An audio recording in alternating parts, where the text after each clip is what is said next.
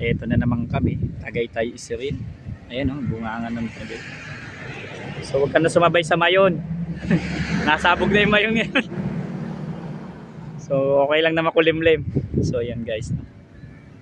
Naulan dun o. Ayan o. Tapos yung pupuntahan namin ay doon pa. Sa bundok na yun. Mount Makiling. So malapit kami dyan ngayon. So yan. Paminig na rinig yung ano na. Chainsaw. So, yan. So bababa pa kami dyan mamaya. So guys, dito guys, sa may sungay. Ito yung packet ng Tagaytay. Ito yung pababa ng Batangas. Talisay. Okay. Maraming salamat. Wow, ganda.